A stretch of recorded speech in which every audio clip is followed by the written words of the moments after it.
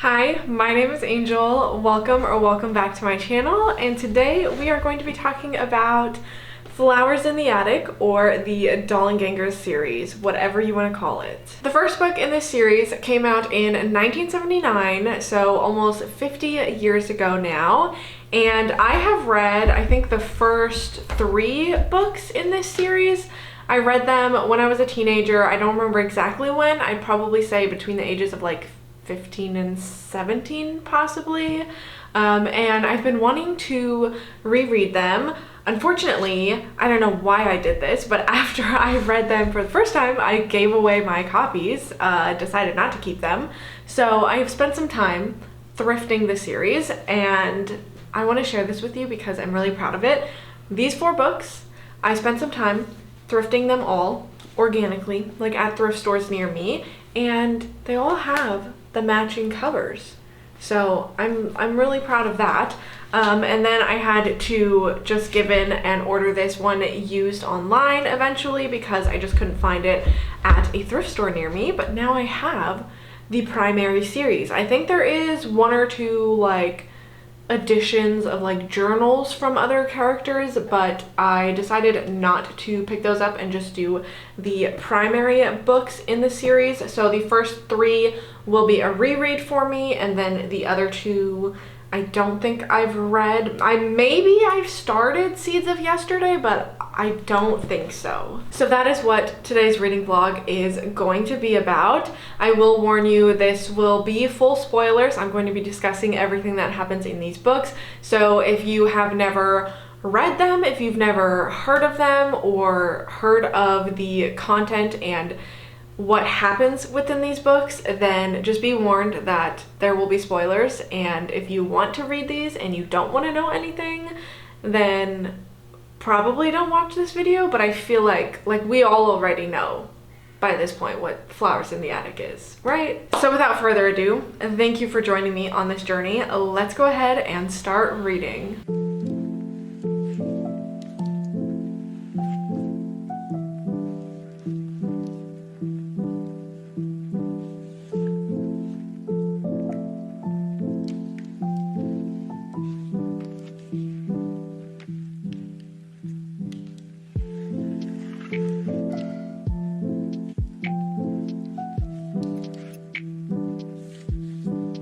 I am now about 130 pages through Flowers in the Attic, so I figured it would be a good time for me to sit down and tell you guys what the book's about if you've never heard of this book or this series.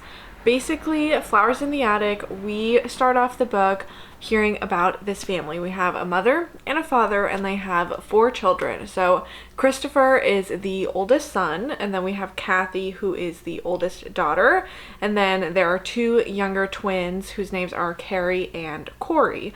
So Kathy is the one who is telling us the story. We are reading from her perspective, and it's kind of like her very clearly in the future is recounting these events and telling us the story from beginning to end of what happened to her and her siblings. So when we start off the book, they're a pretty normal family. Like, they very clearly are living like the suburban family life. Like, they have a modest home.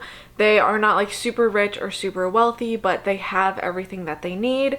Their father works, their mother is a stay-at-home mom, and they have everything they could ever want. They're not struggling, they are not poor, but they're not super rich. And then one day their father doesn't come home from work, and they find out that he has passed away.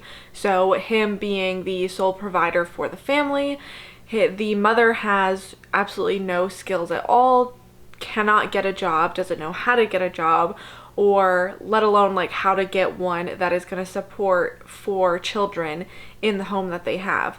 And we come to learn that they have been spending money that they didn't necessarily have, and so all of their furniture, their home, and most of their like more expensive items are not fully paid off, and therefore are going to be repossessed. So they're losing their home, they're losing their furniture, and they have just lost their father. So they are in quite the predicament. Like, they are going through it. So we come to learn from the mother that she actually has very, very wealthy parents. She grew up very, very rich in a huge mansion with servants and waiters and butlers and all kinds of stuff. And something happened that she got kicked out at the age of 18 and written out of the will and basically disowned by her parents. But now, with the situation that they're in, she has to reach out to her mother and try to be able to get some help from them. So eventually, a lot of back and forth, the mother agrees to let them all come to the home and stay there. But there's a lot of things that are being hidden from the children that come to be revealed later on. So they basically have to take a train to this house in the middle of the night. And when they get there, the grandmother like ushers them in and brings them up to this room and basically explains that the children will be staying in this room.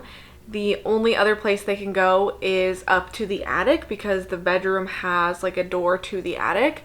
They are not allowed to leave the room, and they basically are given a list of like 20 something rules that they have to follow.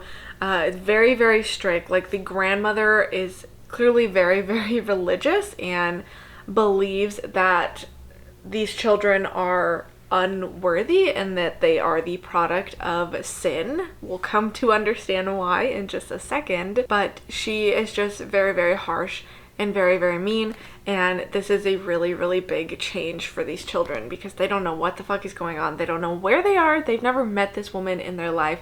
They know that it's their grandmother, but they don't know why their mother brought them to a place where they're going to be treated like this. Then we get all the backstory where we learn that their parents are actually related. Their father is their mother's half uncle. So that is why when they fell in love and they got married, they got written out of the will and kicked out, and why they have these feelings towards the children now. The grandmother has all these feelings towards the children because they are the product of like a sinful marriage between people who are related. And the more we learn about that situation, the more we learn about what the mother is hiding from these children. So they are essentially locked up in this house, in the attic, in this bedroom that is connected to the attic, while their mother is living in the house and is going out and doing all these fun things, going to the movies and going sailing and going out and experiencing the sun and the fresh air, while they are cooped up inside, caring for their younger children. Christopher and Kathy have to become parents basically to the twins because they no longer have their parents there. The mother comes in and visits them, but she's kind of always making excuses. When they first got there, the mom said, "Oh, it'll just be like, you'll just be in here for the night. I just have to warm up to your grandfather and let him know that like you all exist, and then he's gonna love you and everything's gonna be fine." And then it's like, okay, it might take a little bit longer. It might take a week for your grandfather to get warmed up to the idea that you guys are here, and then you can come out. And then it turns into, oh, well, it's gonna be a month because I'm gonna go to school and get a job, and then we'll all live in our own home. And then that turns into, well, we can't tell the grandfather that you children exist because then he's definitely not going to put me back in the will, because that was his one rule, was that as long as there were no children produced from this marriage, then she is able to come back into the home. So it's just like little by little we are seeing all of the excuses that the mother is making and seeing the way that she is slowly changing. So like I said, I've read this before. I have seen the movie a couple of times. The one with Kiernan Shipka. Hello, that was a FedEx truck. Not the like the first, I don't even know what year it came out, but there was like an older adaptation movie, which is really, really bad, but the one with Kiernan Shipka was pretty good from what I remember, and I think I've watched it a couple of times. So like the story is definitely like really fresh in my mind. Like I really remember a lot of this. As far as like the book goes, it definitely like pulls you in. Like this is a story that is really, really good at just reeling you in from the very beginning, and you just want to keep reading because you want to know what's going to happen to these children. And I feel like it's even more like pulling me in because I know where the story goes. So to read it and be able to pick up on like the subtle changes in their mother and their situation, I think is really, really fascinating, especially in the beginning when we're getting the setup and we're getting introduced to the family and seeing like how kind and caring and loving their mother was, and the love and care that they had for her, and just the relationship that they had, and knowing where things go towards the end of this book and later into the series, I think is just so interesting to watch that progression and to know that that's what's happening. So this is definitely like a very bleak and like very really sad and depressing sort of read, because these children are stuck in the attic. You know, their childhood, their lives have been stripped from them. Their freedom has been stripped. They are not allowed to go outside and like feel the sun, and they are just stuck in this dusty attic. And of course the dynamics between the siblings is really, really interesting to follow as well. Kathy has always kind of, not always, but is definitely way more distrusting of her mother, and is kind of seeing through these excuses and these lies and not fully believing everything that the mother says. Where we have Christopher, who kind of has his mom on like a pedestal and is like really looks up to her and thinks she's so beautiful and intelligent and can do nothing wrong, and so he's like very much like eating up everything that she says. Like he's just not really doubting her and just kind of fully trusting everything that she says, even though Kathy is definitely much more wary. And then we have the twins, who are so young that they don't really even remember their father anymore after he died. And as their mother is seeing them less and less, they are more disconnected from her, and they really have their older siblings, Kathy and Christopher, who are parenting them now, and who they are going to come to see as their parents. Right now, I'm really, really enjoying the read. Like it's, I said, very, very captivating and really drawing me in, even though I know the story. Like it's just so well written. I don't know if that made any sense, but I'm gonna keep reading this. I'm excited and a little bit nervous for things to come. If you know, you know, and if you don't, you'll find out when we get there. Hi, this is kind of a weird angle, so bear with me, but I'm still reading Flowers in the Attic, obviously. I am on page about 290 now. So at this point in the book, it's been over a month since the children have seen their mother. They have been stuck in this house for over 2 years, and things aren't getting any easier. It's very clear that their mother is becoming less and less involved with them. Like, you know, they're just in this room. Somebody else is doing all the work. The grandmother is the one that brings them their food. So the mother's not really, like, she doesn't have to do anything. She doesn't have any obligations to them. So she just kind of has like fucked off a little bit and is obviously doing her own thing with a new man. And you can tell that she is definitely changing, because there is at one point that she hits Christopher. She doesn't really interact with the younger children, the twins. She doesn't really look at them or talk to them. And it's just very clear that she's becoming more and more disconnected. And then we are seeing more of the grandmother. She's obviously this very cold and like harsh person. We know that. But every now and then you get little glimpses of like some kind things that she'll do. For example, Flowers in the Attic, they fix up the attic and they decide to make like a little garden up there because the kids are just dying to go outside. So they make all these little flowers and put them up, and then they switch it out for the seasons. And when they tell the grandmother about this, because she asks them, she then returns with a vase of real flowers and says, you know, some real flowers to brighten up your garden.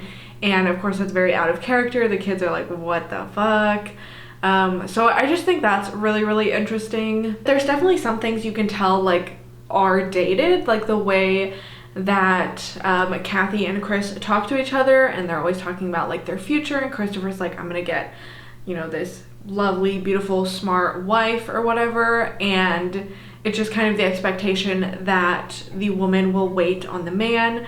And so Kathy's like, how are you gonna get a wife that's gonna like wait on you? Like, you need so much stuff. And then Kathy is thinking of her own future, and she's like, oh my god, I'm gonna have to have a husband that I'm gonna wait on and do all these things for, but that's okay, like if he's kind and polite or whatever. And so in that way, the book is kind of aged a little bit. Like, that's definitely like a very big part of it. But like, as far as the writing and stuff, it's held up really well. Like, this is really well written, and I don't mean to sound surprised because it's not like I was expecting it not to be, but it's just V.C. Andrews, I know, is extremely popular, has so many books in series, but this is like the only ones that I've read is Flowers in the Attic, Petals on the Wind, and If There Be Thorns. So I do think it would be kind of fun to explore like some of her other works in different series, but I'm really enjoying the way that this is written. And I haven't been annotating this, but I kind of feel like I should, because there are so many quotes that I'm like, that's a good quote, or like that, the way that the emotions are captured of the characters and what they're living through, I think is portrayed very well. And there are so many scenes that I'm really enjoying, but like I said, I haven't been annotating, so I guess I wasn't really thinking that through, because then I can't just share them with you guys because I'm not marking them. But we're seeing the kids change in a lot of different ways. Kathy and Christopher, the older children, are going through puberty. Chris is 16, Kathy is 13, I think, or 14, and then Chris is coming up on his 17th birthday. Being in very close quarters together and going through these very big changes, especially not having anybody to talk to really about them, or not ever having gotten that guidance from their parents when they had their parents available, is leading to a lot of confusing moments and a lot of questions and a lot of awkward moments. If you know, you know. If you don't know, yes, there is incest in this book. The Christopher and Kathy do begin an incestual relationship, and we, in the last chapter that I just read, we got to a point where they had kissed, and things are going to progress from there. But it's just really interesting exploration of that relationship, because obviously, like, you're not, like, nobody thinks that's okay. You're not rooting for them to be together. It's not that sort of story, but it's more of like an exploration and coming to understand why they have begun this relationship. Once again, they're stuck in this room with nobody but each other. They are essentially the parents to these two younger children, their younger siblings, and going through these changes in life that are so big and monumental without any guidance or anybody to talk to them, and nobody else to really like explore these things with. I feel like is very obvious that that's the path that they're going to go down, especially learning that their parents were related, and then being in this situation from the get-go. The grandmother is accusing them of being evil, accusing them of sinning, and is basically saying, I know what you do when I'm not here. And they're innocent children. They're like, what are you talking about? Like what do you think we do? And so to be constantly told, oh, this is gonna happen, you guys are sinners, like, you're gonna sin, you're gonna do this stuff behind my back, and then you put them in that situation, like, what do you think is going to happen? So obviously they're changing in a lot of ways, and their relationship is changing a lot, and that's really interesting with the younger children as well, because I think they were 5 years old when they got put into this situation, and that has really stunted their growth. They have no sort of social life aside from their other siblings. They cannot go outside. The little bit of like sun that they do get, they have to get through the windows in the attic where nobody can see. They can get the tiniest amount of fresh air. They are not eating very well. They are just not having a normal childhood, obviously, and so they are not really progressing or growing at all. They're getting older, but they're not changing because of the situation and the environment that they're in, which is really interesting. So like I said, they haven't seen their mom in over a month. It's been like 2-something years since they've been in there. They have kissed, and now Corey has his little pet mouse. He has just got in the last chapter that I read, which is a significant part of the story later on. So the next chapter I'm gonna read is called At Last Mama, so I'm assuming that is when the mother comes home. So far it's like everything that's happening I remember from the last time that I read this or from watching the movie, and now that I'm like reflecting back on it and rereading this after seeing the movie a couple of times, I feel like the movie did follow it really well, but I think I definitely want to rewatch it. I don't know if I will for this vlog. There is one part though that I don't remember, and it's not really that big of a part, but it's when the grandmother walks in and sees, so Kathy is undressed and she's alone by herself, and then Christopher walks in, and so she's like hurrying to get dressed when the grandmother comes in. She's like, "I caught you, you sinners," and she threatens to cut off Kathy's hair, and she refuses, and so the grandmother withholds food from them for like 2 weeks or something, and during that time, like, they are very, very malnourished, like they are starving to death, and Christopher ends up taking a knife and like cutting his arm and feeding his blood to the twins, which is not something that I remember, and I think that's really nasty. Anyway, I'll see you all when I finish the book. Day 3 of reading Flowers in the Attic, and I finally finished it. I would have finished this yesterday. Like, I feel like it took me longer to read than it should have. I would have finished it yesterday, but we ended up going to a concert. We went to go see Swimmers, which, like, side note, was probably one of the most chill concerts I've ever been to. I go to a lot of concerts. I love smaller venues. Obviously, smaller venues are far superior, but this literally was at a brewery, and I swear there were maybe like 30 to 40 people there, and there was like, people were just like sitting down, like it was so chill. The band, first of all, one of the members of Swimmers was literally like sitting at the table next to us with his friends before the show, and then all of them were just kind of like walking around talking to people, just like it felt like you were like at like your friend's house, and it was like your friend's band was gonna go perform, because they were just like hanging out the whole time. But it was great. It was a really fun concert. They played the songs that I wanted them to play. If any of you listen to Swimmers, I was just shocked because I feel like I remember I used to listen to them a lot more in like 2017, and I feel like they had like, they're more popular than that. So I was shocked when I found out the venue they were playing at, and then when I got there and I was like, whoa, this is really like, there's not a lot of people here. But it was really chill and really fun. Anyways, all of that talking just to say that I didn't finish this book yesterday and I finished it today instead. I don't know yet if I'm going to rate these books. I did really, really enjoy this, but I don't know if I want to give it a rating, but I kind of feel like maybe I should, because like low-key I feel like this is like a 5-star but I had to think about that. I just really, really love the way that it was written, and the story itself is so captivating. You're reading about these children in this horrific situation. You're seeing the changes in their mother. She becomes very manipulative and very narcissistic, and we learn a lot about her and see the way she changes and the way that the children change, as I have mentioned to you guys before.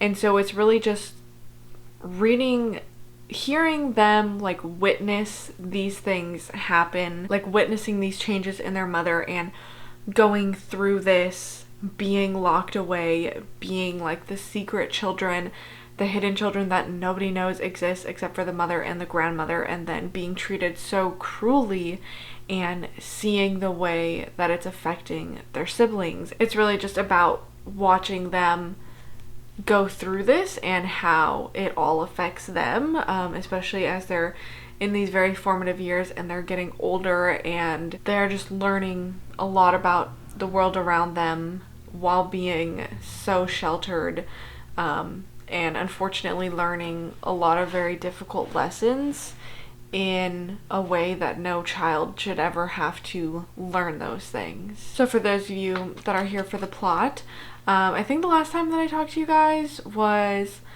Corey found the mouse and Christopher and Kathy had kissed. So as the book progresses, we find out that the mother has gotten married to this man and she starts to see the children way less. And then there is a part where Kathy and Christopher do engage in sex. And I remember this being a big thing because I think I watched the movie back in the day and then I read the book and then I watched the movie again, and this was one of the things that always stood out to me is I understand why they did this, but when that scene happens in the movie, it is portrayed as being consensual and I don't know how to, like, not like a tender moment, because like there's like you can't have a tender moment when it's two siblings in this fucked up situation engaging in an act like that, but it was done like consensually.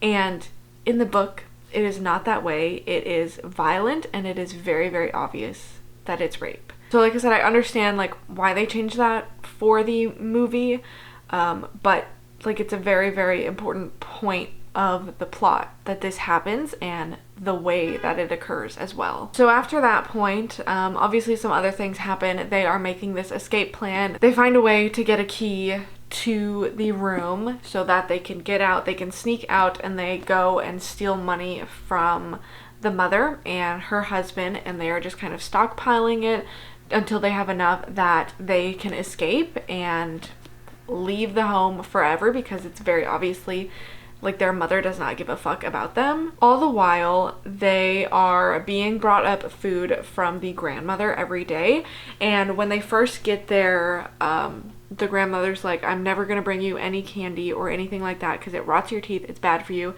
If you're good, maybe I'll bring you like a piece of cake or some cookies or something. And then all of a sudden, out of the blue, after never receiving sweets, they get these powdered donuts. And every single day they come 4 different powdered donuts. And we learn by the end of the book, the children discover after Corey, the youngest son, dies, that the powdered sugar is actually laced with arsenic, and the children have slowly been poisoned this entire time. And of course they think it's the grandmother that did it, and they come to find out that it was the mother, and they learn why she has decided to do that. But that really like puts the nail in the coffin of like, they're done. Like, Kathy was definitely very distrusting of the mother, like very over it, like calling her out on her bullshit. But Chris was still trying to hold on to some hope that their mother did love them and that all of her promises were going to come true. And that's kind of like the last thing where they're like, what the fuck? Like, how could this woman who used to love us and be so kind and so caring and gave us such a wonderful home and such a wonderful life growing up, how could she get to the point where she chooses to kill her own children? So it's extremely well written. The emotions come across so well. It's extremely heartbreaking at some moments. I mean, the whole story is heartbreaking, like, let's be honest. And I don't really remember. I'm very excited to pick up the second book and get into that. First of all, you probably can't see it. Maybe if I could get a picture and insert it, but it literally, like, the cover photo, Kathy looks like she has red eyes. Like, she looks like a kind of like a demon. So we are following, you know, the end of this book. I'm not even holding it properly. They escape and they get on a train, Kathy, Christopher, and Carrie, and that's where the second book is going to pick up.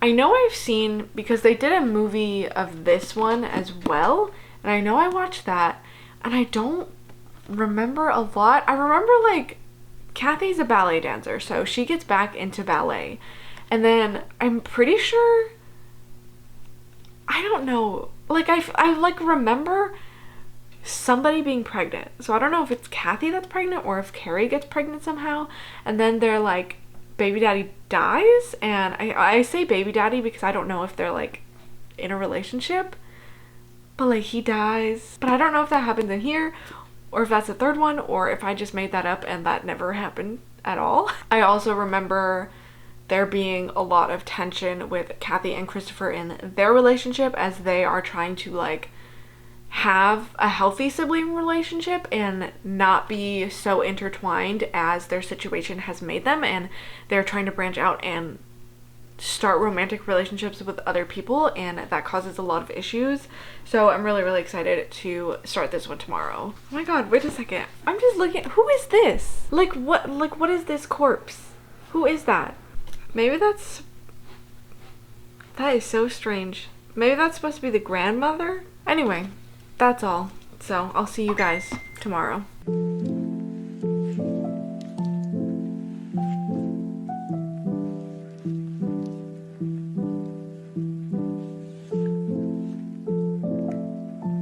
Hi everybody. I'm currently reading Petals on the Wind. As I told you I was going to start today. I am about 200 pages in right now, so almost halfway, and I am enjoying it. There are definitely things that I didn't remember, and there are some things that, like one big thing in particular that came to me as I was reading, and I was like, oh yeah, that happens, which has not yet happened, and I'm not gonna say it until it does because I don't know if it happens in this book or if it happens in the next book, but it's a big thing. So this book picks up right where we leave off the first book. The children have escaped, they're on a train, and originally their plan is to go to Sarasota, Florida and like join the circus or something. But while they are on the train, and you know, they have just recently found out that it was arsenic poisoning that killed their younger brother, and they have been slowly consuming this poison as well. And Carrie, the younger girl, starts to get really sick while they're on the train and is throwing up. And luckily there's a woman aboard the train that works for a doctor and basically takes in these children and takes them to the doctor that she works for, and he checks them out. And, you know, after a little bit of getting to know them and figuring out what is going on with Carrie, they end up telling this doctor what happened to them, and he agrees to take them in. So he kind of like not officially adopts them. I think he does like officially adopt them later on just to make everything legal, but he takes them in and raises them as his own children and puts them in school, gets them the healthcare that they need, obviously, before anything else. Make sure they have everything they need as far as like clothing and different supplies, and just provides them with a home where they are cared for. So they are trying to get back into normal life. Obviously it's not very easy because of everything that they've gone through. They no longer have any parents. Their father's dead. Their mother is just as good as dead to them. And they endured a lot of trauma. You know, they lost one of their siblings and all of these other horrific things that they had to witness and go through. So it's very difficult for them to integrate like back into society and back into a normal life. But eventually they all get back into school. Carrie goes to a private school for young girls. Chris goes off and begins college so he can become a doctor, which is always what he's wanted. And then Kathy gets back into ballet, and she ends up attending a high school. So at this point, Kathy is the only child living at home because Chris is away at college, and then Carrie is away at like a boarding school. Not like a boarding school. I don't know. I guess it's a boarding school. She comes home on the weekends, and it's like a private school. And then Kathy begins a very inappropriate relationship with this doctor, the man that has taken them in. I think she's like 15 at the start, and then as far as I've read right now, she is 17, and our doctor, the man, is 42. So clearly is a completely inappropriate relationship, not only with the age difference and the power play that happens with that, but also the fact that he is their guardian and has taken these children in as if they are his own children, and to engage in a romantic and sexual relationship with Kathy is just quite disgusting, very repulsive to read about, and it's frustrating and it makes you really sad because all you want is for these kids to have a normal life, to be in a home where they are loved and cared for and treated as they should rightfully be, yet they are just finding themselves in different positions of abuse. Like, although, you know, the doctor seems like a nice guy and he's doing all these great things, that's clearly not an okay relationship that should be happening. And we get more insight into Kathy as well, as her very complicated relationship with Christopher as they are trying to work that out, and then her relationship with this doctor, and then she also has a dance partner named Julian, who is just a couple years older than her, so a much less strange age gap, but he is like a pretty horrible person. Like, the way that he treats Kathy, he is like in love with her and will not take no for an answer, and is pretty much every day like begging her, like, why don't you love me? Can't you just love me? Like, come to New York with me, come and live with me, we could be together, we could be so good if you just love me back, why don't you love me?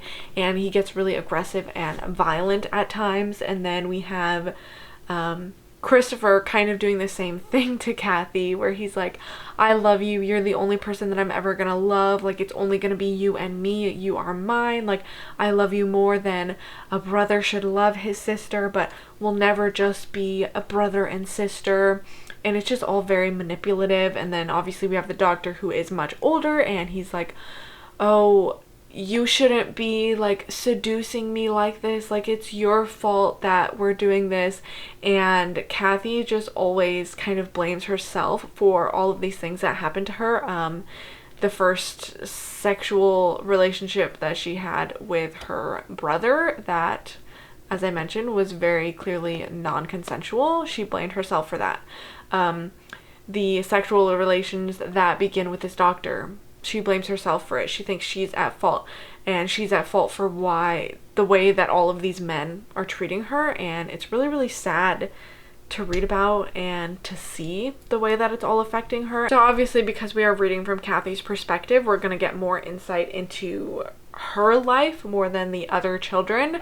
But we do get to see the way that this is affecting Chris and Carrie as well. Carrie being so much younger, to where she doesn't really remember a whole lot of the house or of their mother or of their life before. That's kind of all she's known. Obviously she remembers her twin brother, and then once again being in a place that stunted her growth. Like, she is so much smaller than she should be for her age, and that ends up with her being bullied and people just treating her horribly. And I don't know, it's just, these kids have had a really hard time, and the hard times have not let up just yet. One of the big themes within this book as well is Kathy's like aching for revenge. Like, she is desperately like plotting the time where, you know, she wants to be a big ballerina, a big dancer, she wants to make a name for herself, and then she wants to go back and find her mother and like rub it in her face and get her revenge on her mother. She's constantly imagining these very violent deaths and wishing death upon her mother, which, like, good for her, you have the right to do so, but it's just interesting to read about. Another interesting component is near where the children have ended up, because they didn't make it all the way to Florida, obviously, on the train, is near to where their mother, Corinne's new husband's home is, and they are renovating this home in order to live in. So they are at times in very close proximity to their mother, yet she is unaware. There were actually 2 points, I don't remember this at all, but there's 2 points in here so far that Kathy actually sees her mother out in public. And as the reader, I'm like, oh my god, like, I'm with Kathy, like, I want her to get that sweet revenge. Like, I want her to do something. I want her to say something that just like completely shocks this woman and catches her off guard. But obviously, easier said than done. It's really hard for Kathy to work up the nerve to say anything. She kind of like freezes whenever that happens, the 2 times that it has happened. So I'm waiting, because I know there is a point where they see their mother again, and I'm really excited for that, to see what happens. So as far as I am in the book right now, Kathy has gone off to New York to work on her ballet dancing. It is paying off because she's been in 2 big shows. She was in the Nutcracker and then in Cinderella. And she has also just recently, I think she's only 18, but she just recently agreed to marry the doctor. His name is Paul. They just got engaged. Christopher just found out about their engagement, and he is understandably very upset and angry at Kathy. So I'm excited to see where the book takes me. I'm gonna go to bed for now. I will see you guys tomorrow. I am really enjoying this so far. Definitely not enjoying it like as much as the first one, but it does have that same quality where it's just very like enthralling, like really captivating. Like it just pulls you in and you don't want to look away, even though it's like so fucked up and you're like, God, I don't want to read this. This is just making me sad. But you just like can't stop because the quality of the writing, it just like, and the story itself being so dark and twisted, it just pulls you in. Anyway, that's my update for now, so I will see you guys tomorrow probably. Day 2 of reading Petals on the Wind. I am another 100 pages into the book and I don't really like it. Like, Flowers in the Attic, the first one is way better than this. So I can understand why teenage me only read the first like 2.5 books, because I can feel my interest dwindling. I'm just not really enjoying this. Like, it's just pissing me off because Kathy is making like the stupidest decisions ever, and she's really getting on my nerves at some points. So when I last talked to you, she was engaged to Paul, who is the much older doctor, guardian figure in her life. Basically, when her and Paul met, when they met Paul, they were told that his wife was dead. And then he exposes a little bit more to Kathy and tells Kathy that his wife took their like 3-year-old son and drowned him and drowned herself, and they were both dead, and it was this big tragedy, this big loss in his life. And then when they're engaged, Kathy finds out that Paul's wife actually did not die in that incident and was sent to like a psychiatric ward, an institution. And so Kathy feels betrayed that Paul did not tell her the truth, and she's like, fuck Paul, like whatever. And then Julian, her dance partner, is like, oh my God, Kathy, why won't you love me? And Kathy's like, okay, let's get married. And then they get married. And she doesn't tell Paul for like months, even though she's like engaged to this guy. And she just like marries this pushy asshole for like no reason. Like, she literally was like, I don't like him. Like, I'm repulsed by the fact that I'm gonna have to sleep with him later. Why are you marrying him? Anyways, so then she moves to New York with Julian and they're married, and then eventually she tells Paul and Chris that they're married, and obviously that's like a whole big thing because then Chris is like, oh, why don't you love me? And then Paul's like, why don't you love me? And it's just so annoying. So she's living in New York with Julian, and they're married, and they're dancing, and they're trying to work their way up, but Julian's like literally the worst person ever, and he's so freaking mean to Kathy, extremely controlling and extremely abusive, and doesn't let her do anything, doesn't let her see Chris. She pretty much like begs him. So Chris is graduating from college, and then he's going to medical school. I think that's what's happening. Anyways, he's like, Kathy, you need to come down here so when I get my degree, because like I'm gonna be so sad and so depressed if you're not here when I graduate. And Kathy's like, okay, Christopher.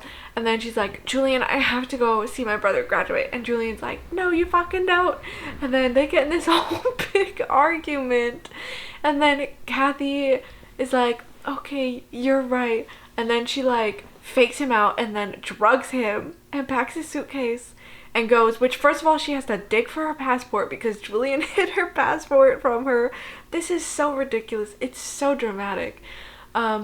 So then she goes home and Julian wakes up and is like, oh my god, this bitch drugged me. Fuck her. I'm done with her. And they have like this big ballet show coming up. And so he replaces her as like his dancing partner. And then Kathy finds out because it's in the newspaper. I can't even talk about this like with a straight face. And so Kathy's like all pissed. She's like, he fucking better not. And so, listen, they had this whole big fight. It got like physically violent before she like left to go to Christopher's graduation.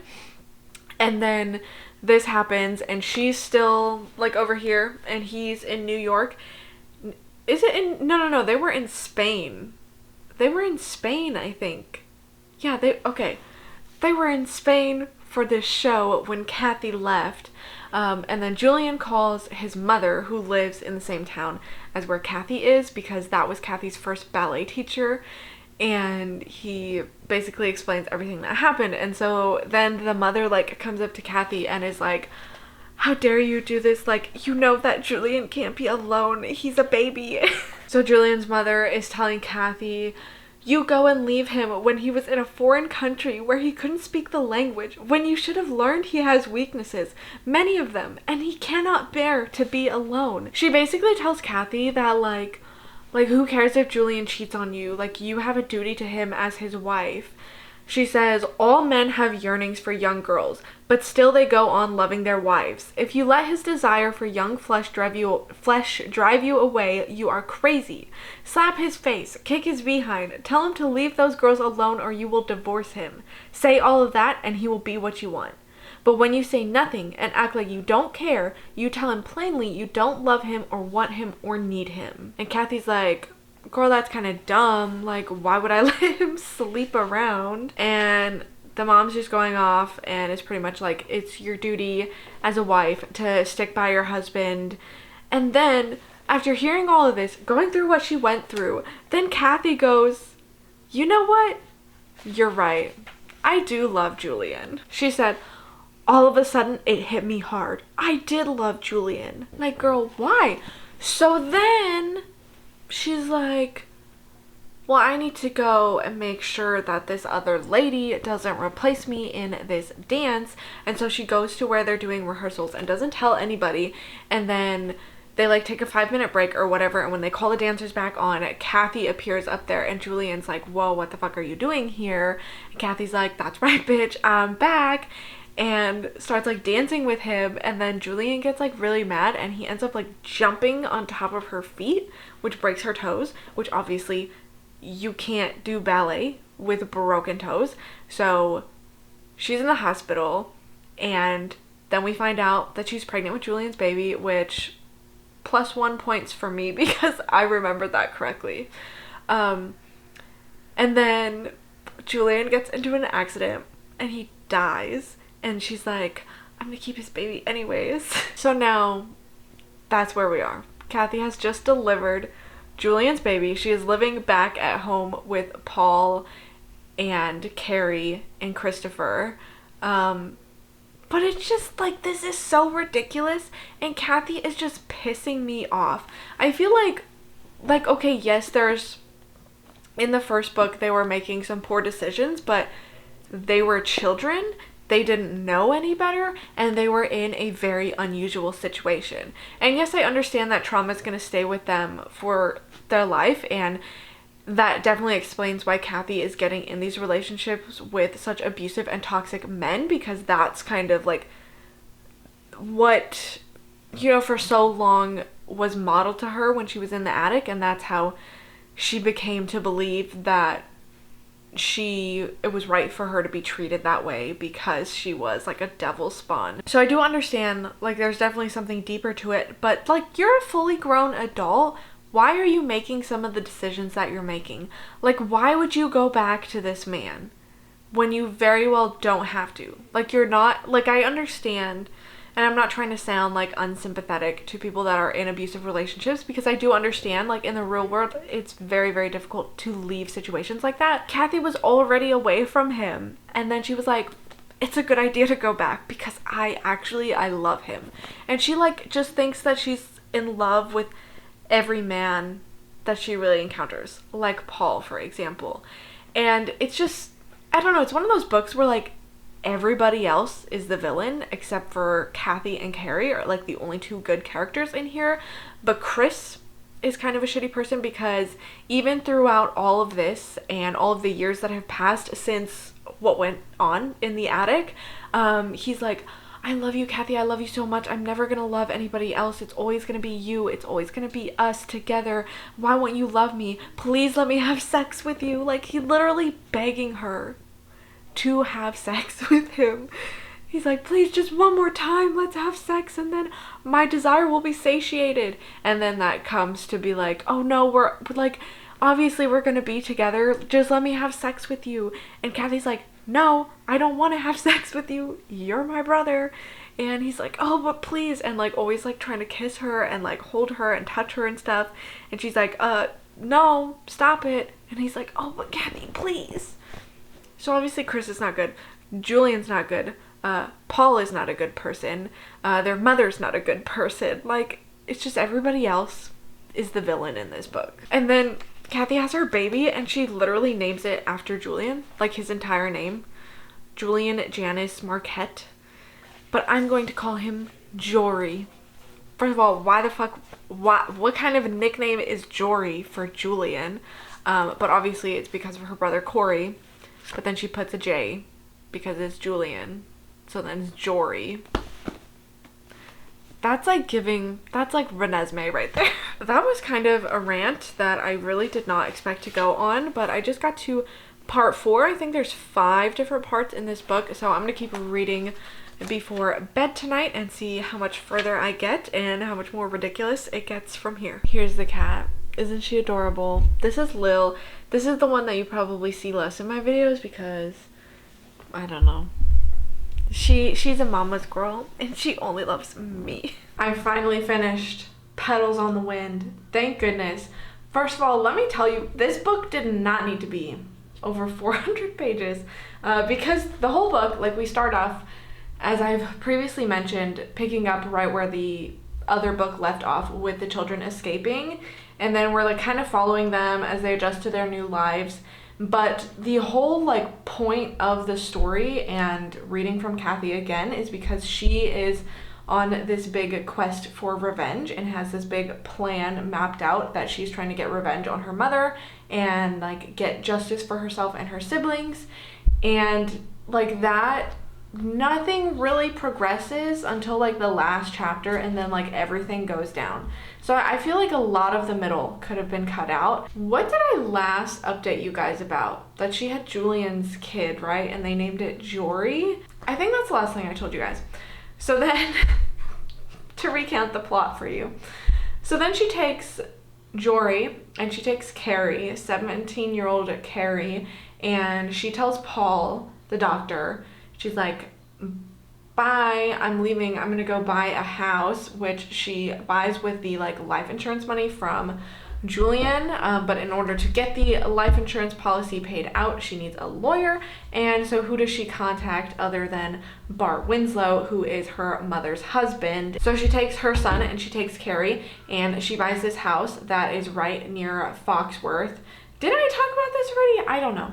And she buys like a ballet school there and she starts teaching ballet as her job. And then she has some chance encounters with Bart and is sort of like working to make Bart fall in love with her. And it is during this period of their lives that Carrie, the younger sister, actually takes her own life.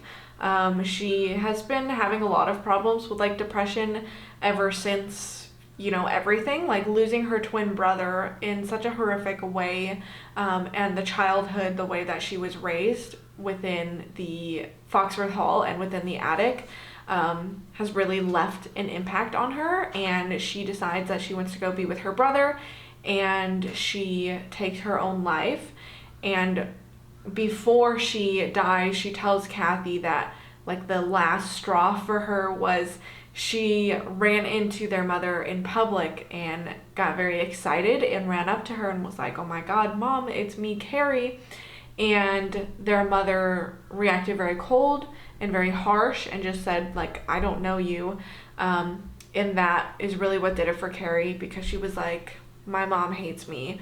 My mom doesn't love me." And so Kathy obviously is very upset, but she just kind of uses that as like motivation to get her revenge even more, because she views it as like Carrie's death is a direct result of their mother. So not only did the mother kill Corey, but she killed Carrie and attempted to kill Kathy and Christopher as well. So she is like even more motivated to get this revenge on her mother, and she starts to see Bart more and sleep with him, which first of all, there's like another rape scene, like he forces himself on Kathy. And then after that, he comes back the next day, and then Kathy's like all fine. She was like, "Oh, whatever, like we can have sex, like it's fine."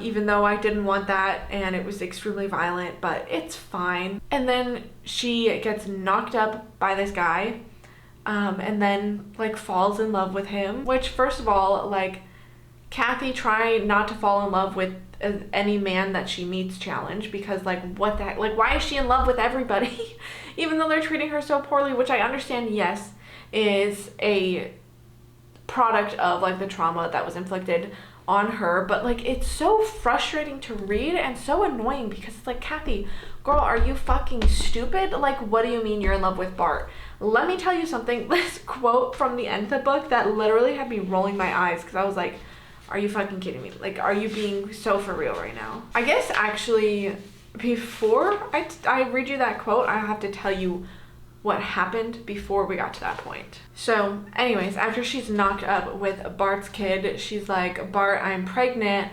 come and marry me, leave your wife and come marry me, and let's have this child." Because Bart is someone that's always wanted children, but Corinne, because of like what her father wrote in the will, that she is never allowed to have children, or she like has to disinherit the fortune and like pay back everything that she's already spent, Bart and Corinne can not have children, even though Bart has always wanted them. So telling him that she's pregnant puts him in this weird spot in the middle where he's like torn, because he's like, well, it's not right to leave my wife, but like then I could finally have a child with this girl, which like Kathy, like did you not learn anything from the first child that you had when you were like, "Oh my God, I'm so poor and I can't afford this child," and then you just like go and get knocked up again? So anyways, Bart's like, "Girl, you're kind of crazy. I'm not gonna leave my wife." I'm doing a horrible job of explaining this. But we skip ahead to the Christmas party, which is always a really big thing at Foxworth Hall. And this is kind of where everything is going to go down, because that's kind of how Kathy planned it. Because the first time she saw Bart was when he was dancing with her mother at the party in Foxworth Hall that Chris and her were like snuck away to watch. And so she remembers that night very well, and she goes out and gets a dress that is exactly like the one that her mother wore, and then she cuts her hair and she does her hair and does all of her makeup to look pretty much exactly like her mother on that night. And then she walks in and crashes the party and tells everybody like what happened. She's like, "This bitch is my mom. She locked me and my 3 siblings up in the attic, and she has just pretended we don't exist so that she could inherit the fortune." So everybody's confused. There's a lot of back and forth with Bart standing up for Kathy, but then standing up for Kathy's mother, and he's just very torn. He doesn't know what to believe. Kathy's mother, Corinne, is trying to defend herself, and her defense that she fabricates is that her father was the one who like told her to do all this stuff, that he actually knew that the kids were there, but he wouldn't let her take them out or care for them. And then he was the one who told her to send up the poison donuts and all this stuff. And Bart's like, well, that's not true, because like I was with you all the time in this house, and your father was very kind and loving to you, and he gave you all this money and got you everything that you wanted and let you go shopping. So like, how are you gonna say that he was the one that was forcing you to do all these things and you didn't really want to do them? So it's a lot of back and forth. It's a lot of arguing, and then the house ends up burning down, and everybody runs out, but Bart runs back inside to get the grandmother, and he ends up dying with her in there. They inhaled too much smoke and they aren't able to make it out, and Kathy is crying about Bart, and this is the part that gets me. She's like really sad. She's like, oh my god, I'm so in love with Bart, and now he's dead and he'll never know that I loved him so much. And she says, on first sight, I'd given my heart to him, so much so that I had to have Paul grow a mustache so he'd look more like Bart. And I'd married Julian because his eyes were dark, dark like Bart's.